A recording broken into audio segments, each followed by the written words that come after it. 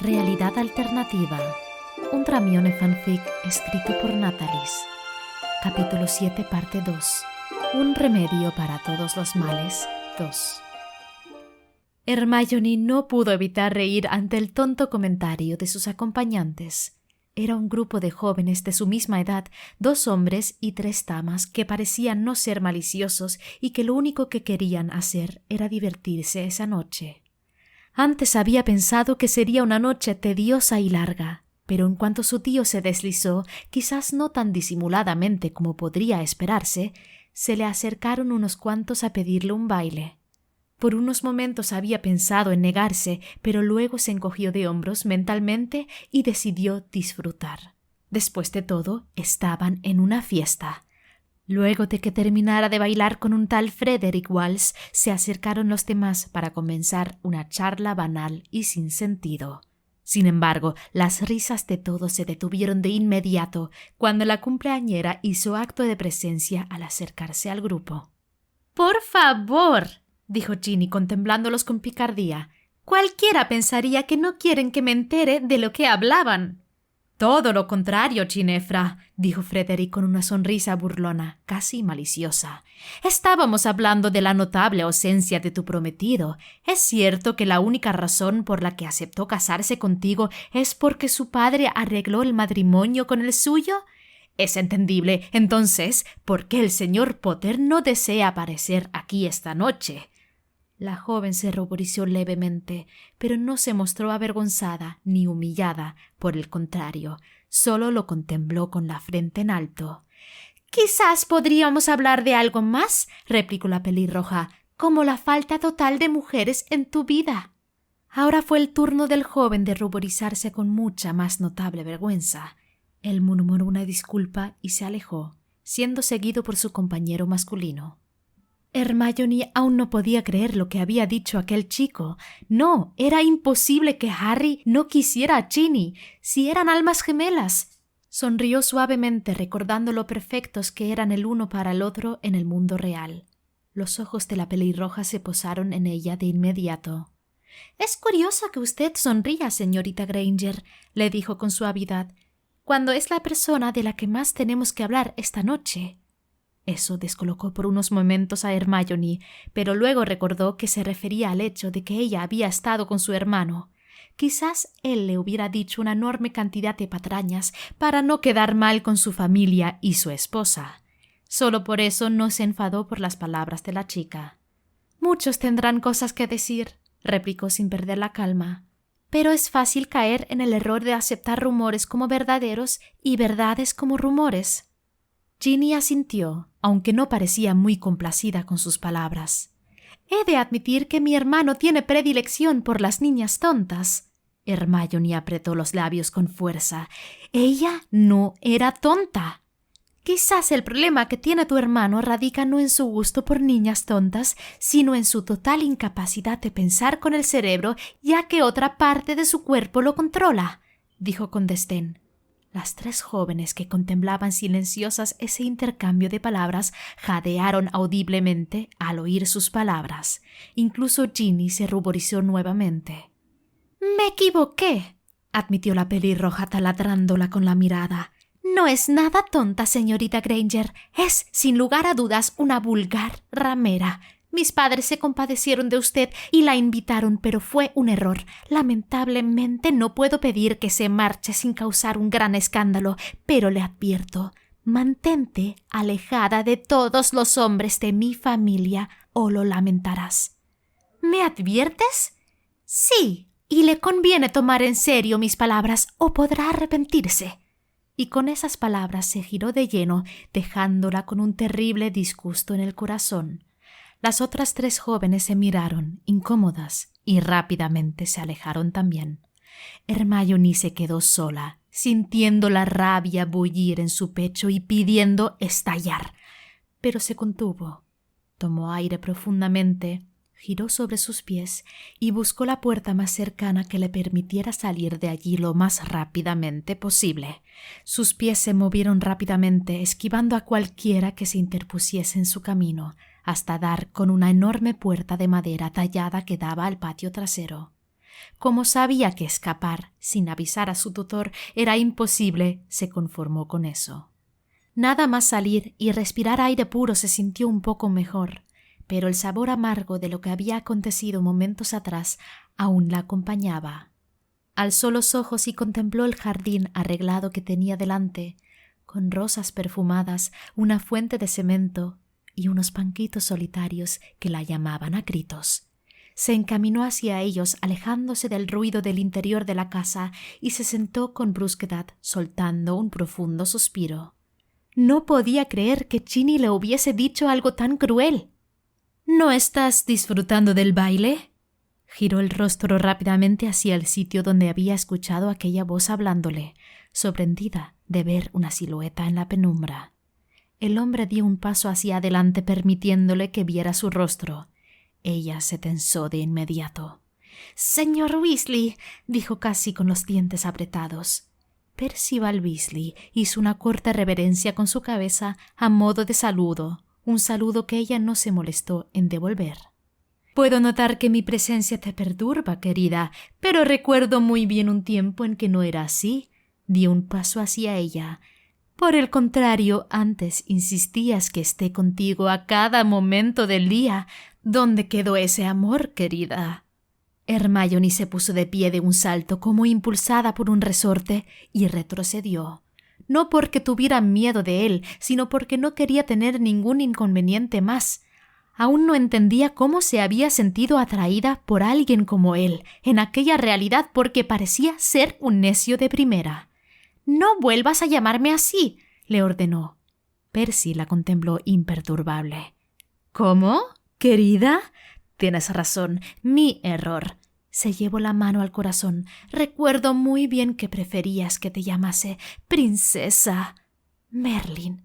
Si el verdadero Percy se enteraba del modo en que aquella realidad lo presentaba, pegaría el grito en el cielo.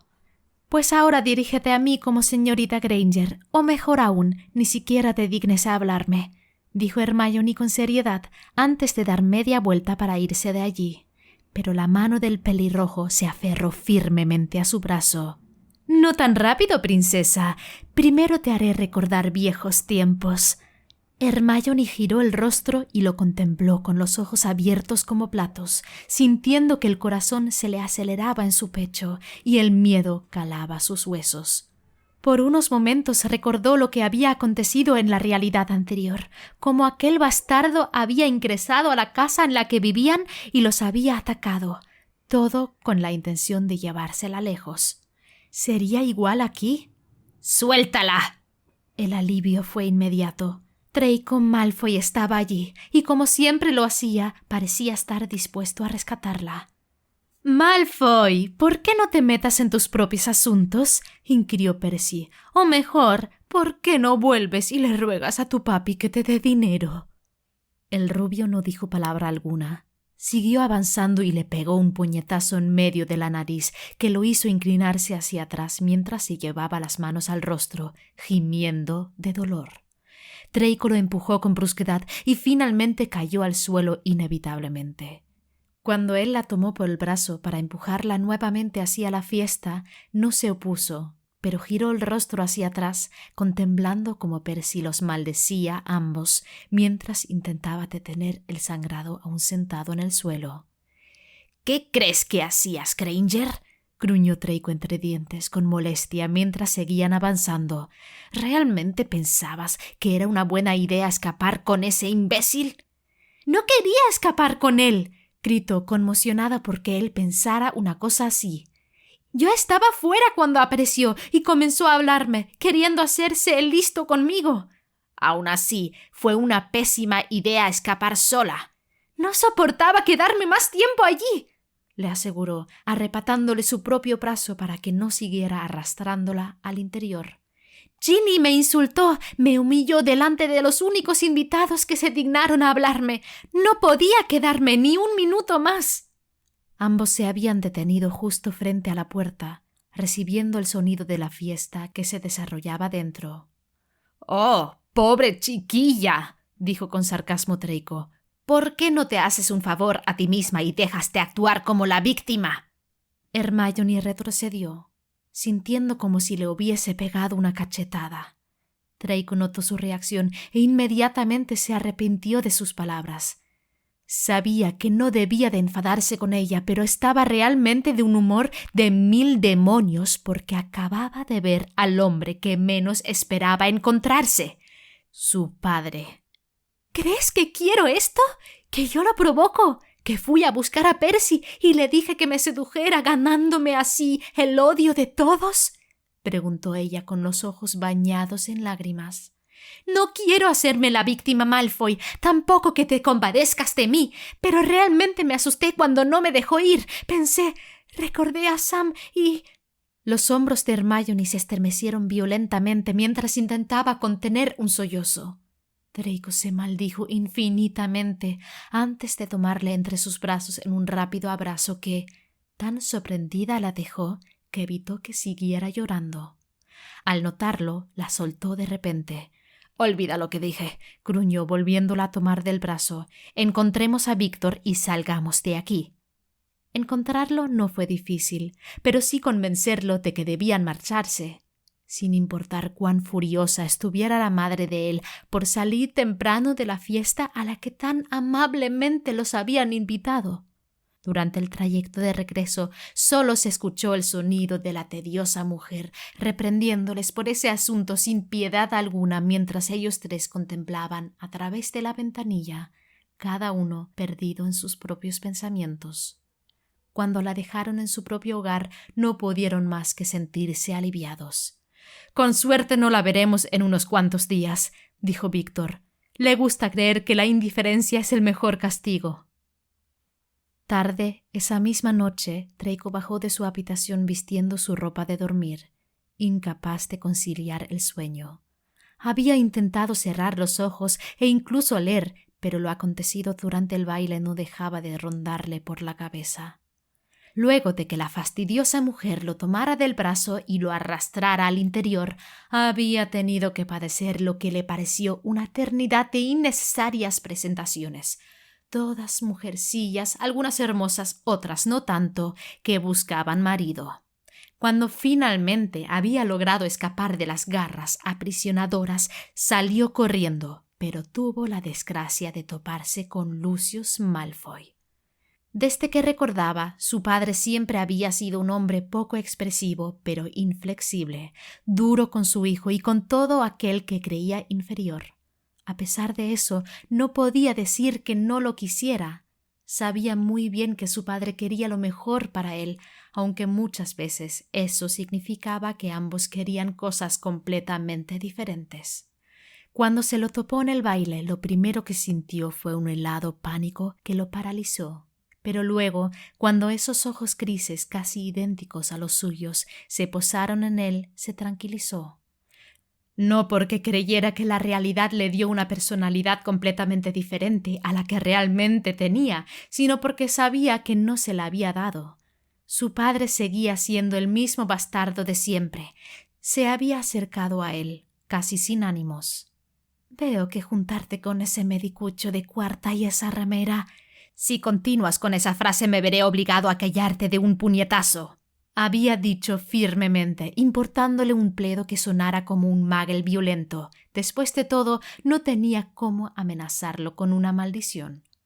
Lucius, luciendo ropa Muggle de época y el cabello largo atado en la parte de atrás de su nuca, solo amplió su sonrisa.